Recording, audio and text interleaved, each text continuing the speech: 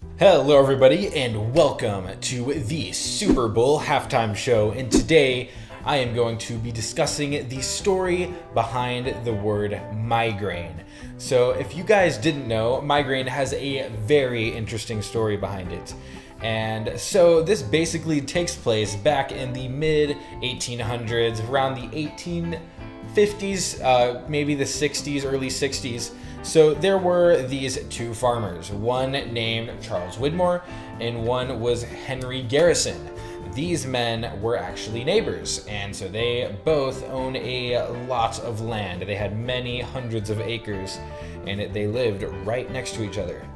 The only problem, though, was that they could never figure out who owned exactly which part of the land. They could never figure out the exact border of where their land met.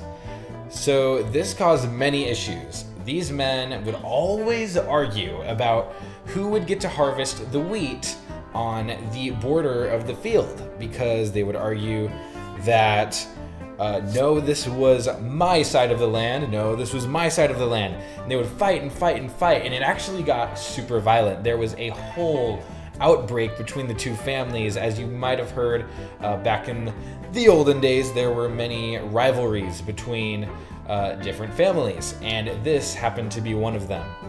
And so these families would fight and fight and fight. And these men, they would yell at each other, "That is my grain. No, that is my grain. No, that is my grain."